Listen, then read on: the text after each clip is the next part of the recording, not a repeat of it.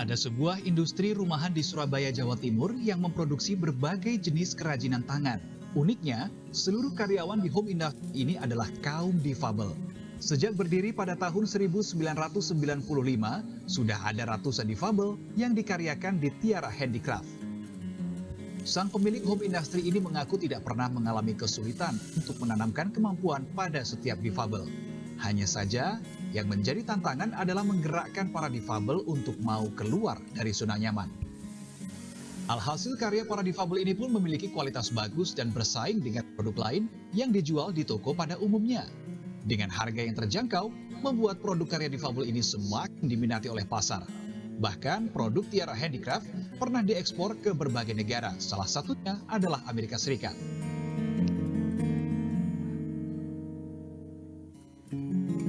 Baik, tadi kita sudah saksikan bersama sebuah paket pengantar, berita pengantar soal profil. Ada salah satu home industry, saya sebutnya, di Surabaya, Jawa Timur, memproduksi beraneka ragam barang seperti itu. Nah, salah satunya saat ini saya mencoba membantu.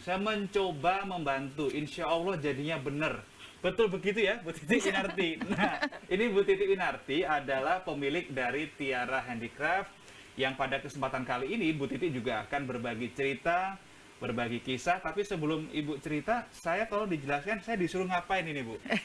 Ya, jadi ini kan kita sudah, ya memang masa pandemi ya. Iya. Terutama ini masker ini, kita mau bikin masker seperti ini. Oke. Ya, ininya printnya kita sudah print sendiri. Sekarang tinggal untuk proses jahit menjahitnya, tapi harus dibantu dulu dengan gambar-gambar atau detail ukuran ya, pola. Oke. Yeah. Ini pakai ukuran ini ya, pakai pola ini ya. Kecil ini. Tinggal digaris ya. Iya, tinggal digaris. Insya Allah saya nggak ada salah. Jadi karena kalau salah lumayan banyak ini kainnya ya, lumayan. Nanti Bu Titi bikin lagi dari awal. Oke, Bu Titi sambil kita kerjain ini, boleh bagi cerita nggak Bu? Tiara Handicraft ini berdiri sejak tahun 95 ya, kalau Ya, saya dapat datanya ya.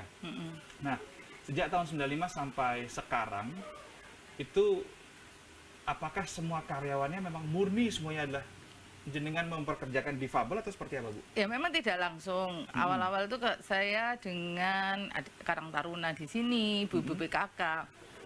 Setelah berjalan, ternyata dihampiri oleh mereka dengan yang berkebutuhan khusus atau disabilitas ya untuk ini. Jadi ini yang tentunya membawa kita sampai hari ini untuk disabilitas kita utamakan, bahkan 100%. Jika bukan disabilitas tidak kita terima. Oh, justru difabel disabilitas jadi syarat utama? Iya, jadi kalau seperti masnya gini gagah enggak diterima karena enggak disabilitas. Ini kan saya mau membantu aja, Bu. Ini belum udah ditolak saya. Baik, tapi kenapa, Bu, kok difabel ini menjadi syarat utama? Kalau kita melihat usaha-usaha lain kan, mohon maaf, selalu mempekerjakan orang yang dengan kemampuan yang tinggi ya. Betul. Ya, kenapa seleksinya. seorang Titi Winarti ini pilih orang yang difabel? Ya karena perjalanan itu membuktikan bahwa ketika saya memberikan kesempatan untuk mereka cukup bisa dipertanggungjawabkan gitu loh. Karena mereka itu menunjukkan kemampuannya itu juga dengan satu semangat ya. Semangat dia berani keluar dari lingkupnya sendiri, lingkungan yang sudah menempatkan mereka di zona nyaman, akhirnya bisa datang ke sini. Paling tidak saya memberikan rewardnya dulu, bahwa memberikan kesempatan dulu, walaupun mereka belum berkemampuan. Sampai akhirnya mereka bisa memilih pekerjaan seperti yang dilihat di sini. Jadi di sini kan ada prosesnya dari jahit besar sampai jahit kecil, sampai jahit limbahnya. Dan mereka bisa ikut dalam kancah tenaga kerja ya, karena mereka ini minim sekali kesempatan, bahkan mungkin nggak ada yang mau menerima mereka. Karena bekerja dengan yang normal aja bisa rugi, apalagi dengan mereka. Ini yang menjadi pertanyaan, bekerja dengan orang yang normal saja bisa rugi, apalagi ini stigma orang ya, bukan kenyataannya. Tapi bagaimana realitanya selama 95 sampai 2021 ini? Alhamdulillah, memang kalau dilihat dari satu pertumbuhan industri itu tidak memuncak, tapi kita melebarkan kesempatan untuk mereka disabilitas dimanapun. Bu Titi, kita masih sambung di segmen berikutnya. Saya juga masih setia membantu Ibu Titi, semoga benar hasilnya. Kita akan jumpa lagi di segmen berikutnya, tetap bersama kami.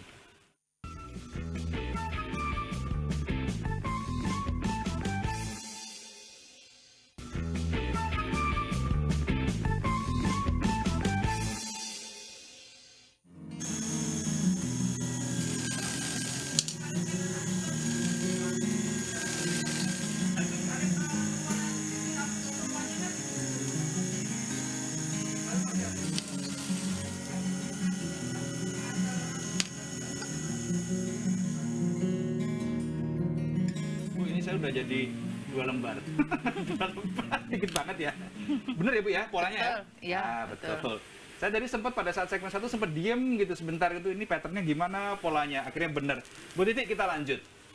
Kalau ada yang menanyakan tadi masalah rugi kalau mempekerjakan orang-orang yang difabel, pernah mengalami nggak? 95 sampai 2021. Sebetulnya bukan pada komposisinya rugi ya, tapi keuntungan itu tidak banyak gitu kan, tidak seperti prediksi kita. Tapi ada hal lain yang istilahnya kalau kita orang sini bilang nempui, menggantikan dari nilai yang berkurang itu dengan melihat mereka itu bisa berkemampuan yang tadinya datang dengan tidak berkemampuan, akhirnya berkemampuan. Di situ ada rasa, oh ternyata ketika kita tunjukkan keterampilan itu dan mereka bisa menyerap, mereka bisa berpartner dengan kita, misalnya bisa memborong kerjaan kita, itu kan satu hal yang melebihi dari nilai yang orang anggap untung itu berkurang gitu kan. Jadi itu kepuasan yang dimana melebihi dari nilai bisnis. Berarti keuntungan yang Anda maksud di sini adalah bukan keuntungan secara finansial sebetulnya. Belum lagi nanti kalau keluarganya menyaksikan. Keluarga dari disabilitasnya. Karena awal-awal kan banyak keluarga yang tidak mempersiapkan mereka dengan kemampuan ini. Bahkan sekarang bergelut dengan mesin jahit misalnya, keluarganya juga tidak memodali alat seperti itu, tidak membiasakan mereka dengan kehidupan itu. Pada akhirnya kan ketemu dengan kemampuan mereka. Itu yang paling nikmat karena lihat orang tuanya, oh, ternyata anak saya mampu ya, ternyata anak saya bisa mandiri, gitu kan? Jadi kan orang tua pada akhirnya melihat mereka tuh seneng. Berarti saya tidak usah takut lagi untuk seandainya sewaktu-waktu ya ini batasan usia sudah habis. Jadi orang tua akhirnya inilah ya Allah nikmat yang saya saksikan untuk anak saya. Gitu. Jadi yang kemarin-kemarin kan tidak percaya. Dianggapnya mereka ini nantinya akan jadi beban keluarga. Berarti ini sebetulnya secara fisik mereka terbatas. Tetapi di hal yang lain mereka sebetulnya tidak terbatas. Mereka punya kapasitas, punya kemampuan ya. Karena yang membatasi adalah lingkungannya dan keluarganya, terutama ya keluarga terdekatnya atau lingkungan terdekatnya itu yang membatasi gerak mereka. Bahkan mereka mau secara mandiri dirinya itu melakukan kegiatan di rumah pun banyak keluarga yang udah nggak usah ya, mungkin kurang bersih atau apa kan bisa diulang lagi tanpa sepengetahuan dia atau diajarkan minimal. Itu diajarkan. Nah kalau sudah diajarkan otomatis mereka akan terbiasa dengan hal-hal yang sebenarnya yang harus mereka lakukan. Terbatas tapi tidak terbatas, dan selama ini yang membuat para difabel ini terbatas adalah sebetulnya lingkungan mereka tinggal. Sebenarnya kalau lingkungan ini support, seharusnya mereka bisa eksplor lebih berarti ya? Betul. Bahkan nyaris ya yang lebih banyak yang kita tahu tuh yang menghalangi itu atau membatasi itu adalah keluarga. Saking sayangnya itu. Rasa sayang berlebih itulah akhirnya membatasi gerak mereka, apa yang harus mereka lakukan dengan sebenarnya. Mereka kan patut dianggap sebagai orang pada umumnya sebetulnya. Gitu. Nah, tapi lingkungan atau keluarganya sendiri tidak mengajarkan itu atau tidak penyertaan dari awal. Dari mereka masih balita, dari itu sudah hilangkan kan, lebih disingkirkan. Jangan, sudah ini aja lebih baik kita yang melakukan. Mereka akhirnya tidak melakukan apa-apa.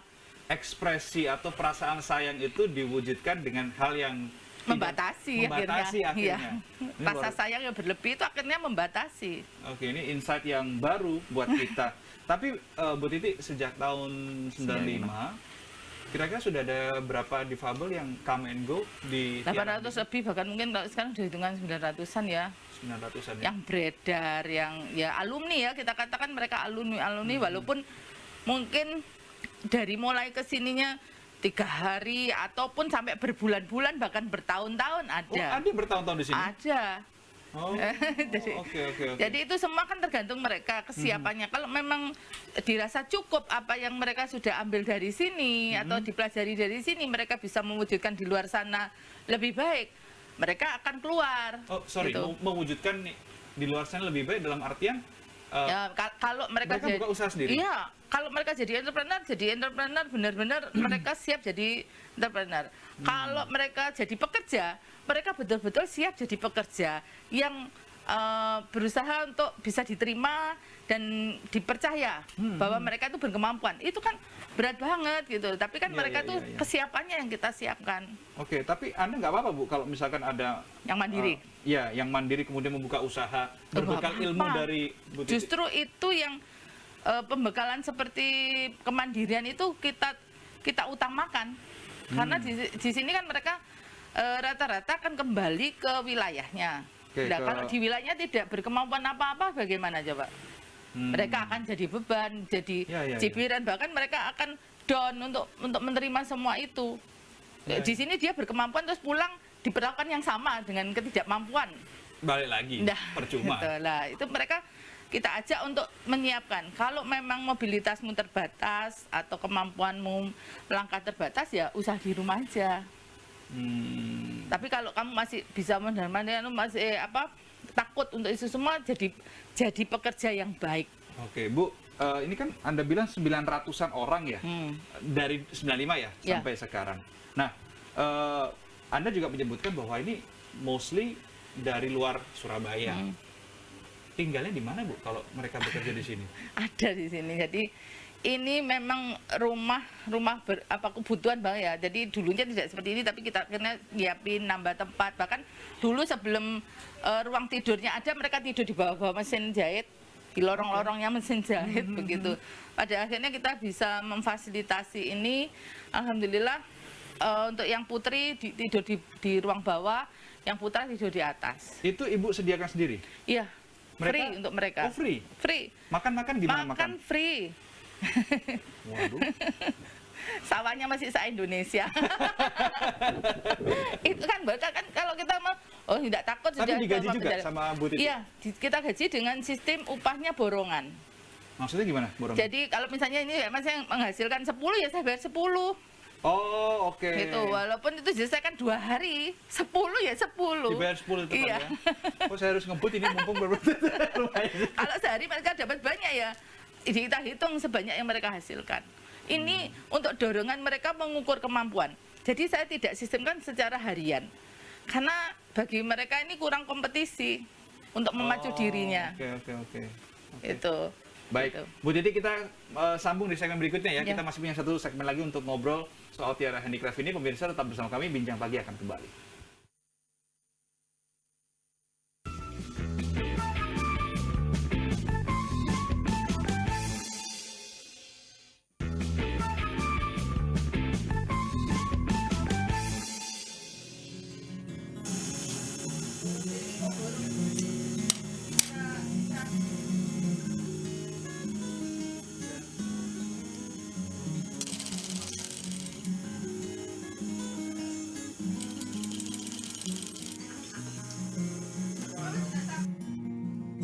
Oke, 3 lembar kain.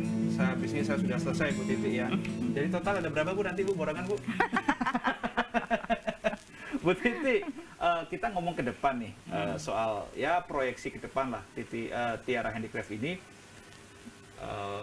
akan dilebarkan seperti apa lagi sayap usahanya dari Tiara Handicraft ini, Bu? Ya alhamdulillah kita sudah mulai memasuki ke generasi kedua saya. Jadi di situ mungkin secara pemikiran kan ada penambahan ya, karena ikut manajemen anak kekinian gitu-gitu ya. Iya, betul. Jadi kita ikuti itu semua, tapi tentunya saya masih di posisi untuk mengelola sosialnya. Karena kan anak-anak yang generasi kedua belum tentu bisa mengikuti irama itu. Betul. Karena kan mereka masih percaya pada hitungan. Hitungan manajemen angka ya. Okay. Sedangkan saya sendiri dengan fungsi sosial ini ternyata angka itu banyak untuk mempengaruhi hati. Jadi sehingga mereka kurang berani untuk itu semua yang generasi kedua. Jadi saya mendampingi itu semua supaya mempersiapkan juga di lembaga sosial kita. Jadi akan ada bisa Tiara punya lembaga sendiri di Yayasan Bina Karya Tiara itu untuk mereka-mereka disabilitas dari mulai nol tidak berkemampuan sampai mereka termampukan. Jadi ini kan sudah ada pemisahan seperti itu, sehingga Tiara akan lebih mengkonsentrasikan sepenuhnya pada disabilitas. Karena kalau menurut hitungan disabilitas akan tersingkirkan. Siap. Menurut hitungan manajemen ya. Ya itu. Oke, apa yang Anda tanamkan ke generasi kedua Anda untuk meneruskan supaya difabel ini tetap mendapatkan ruang untuk Ya. mereka?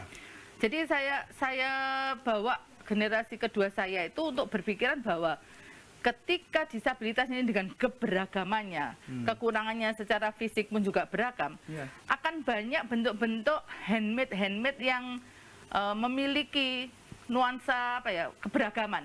Dan di situ kan keunikan di handicraft itu di situ, bukan kesamaan. Ya. Justru keberbedaan itu dengan nuansa bagaimana terbentuknya dari semangat-semangat mereka ini akan punya produk yang lebih beragam dan bisa diterima. Tentunya bukan barang cetakan, bukan ini Ya, ya. betul. Jadi ini justru nuansa yang harus kita cari itu dari disabilitas yang dengan semangat-semangat yang lebih tinggi, tapi mereka kan karena keterbatasan secara fisiknya aja untuk mereka itu bisa mewujudkan. Ketika itu diwujudkan dengan sepenuh hati, akan jadi produk yang punya kekhususan, keunikannya itu kan lebih tinggi. Keunikannya justru di situ ya? Ya, sehingga pada generasi kedua saya tanamkan pemikiran percaya. Percaya bahwa mereka mampu, mereka justru memberikan nuansa yang unik. Jadi inilah yang kita bawa, karena secara manajemen hitungan itu akan terkalahkan seperti itu. Karena saya sendiri punya pengalaman ketika itu diwujudkan oleh disabilitas yang terparah pun gitu. Padahal Contoh disabilitas terparah apa, Bu, yang pernah ada di Tiara? Ya, mungkin yang tidak berjari. Padahal ini kan kesannya ya harus dibuat semuanya kan dengan tangan. Itu gimana bisa kerja, Bu? Bisa, ya itulah keunikannya karena mereka itu mensupport dirinya dengan semangat yang besar akan terwujud ya, walaupun tidak seperti yang dipakemkan, tapi dia akan punya variatif yang berbeda. Nah, unik itulah. Kemarin juga saya pernah berpikiran, wah kalau hasilnya seperti itu mungkin nggak laku. Ya. Tapi pada saat kita gelar di pameran malah punya dia yang lebih laku daripada, padahal orang nggak tahu siapa yang buat. Nah, itu ada kekhususan ya? Iya, karena ketika mereka keterbatasannya semakin tinggi, mereka akan berupaya semakin besar, semakin kuat untuk mengupayakannya. Gitu. Ini adalah suatu motivasi berarti. Mereka yang terbatas saja bisa berkarya, apalagi kita yang dianugerahi Tuhan lengkap semuanya. Iya. Ini malah harus malu sebetulnya. Iya, karena tidak memaksimalkan sebetulnya.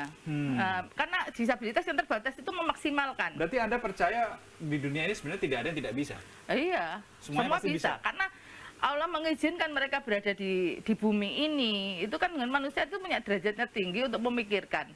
Walaupun yang disabilitas pun mereka akan memikirkan itu jika diberi kesempatan. Jika diberi ya.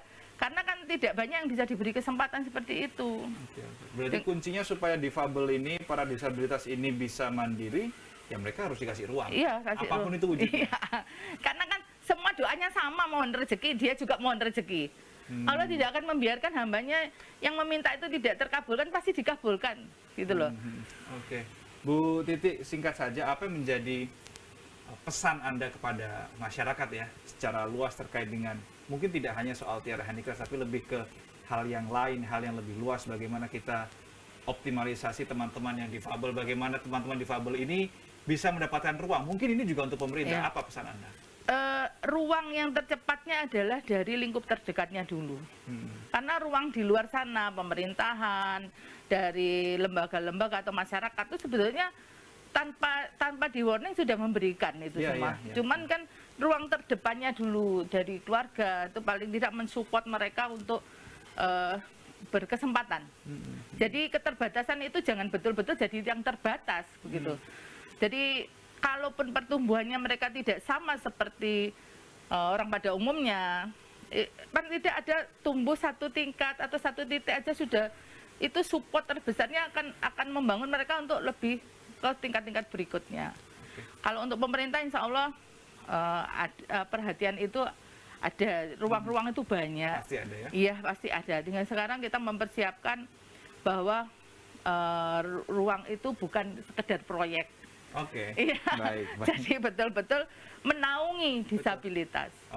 Terima kasih Ibu Titi sudah sharing, sudah berbagi cerita yang insya Allah ini akan menjadi motivasi, inspirasi buat kita semua. Terima kasih Ya, Bu Titi, sama-sama. sehat dan sukses selalu untuk Amin. Tiara Handicraft. Terima kasih. Baik, Amin. pemirsa, demikianlah kita di Bincang Pagi kali ini. Terbatas, tapi tidak terbatas. Tergantung dari diri kita. Apakah kita ingin mengkungkung diri kita, mengurung diri kita dalam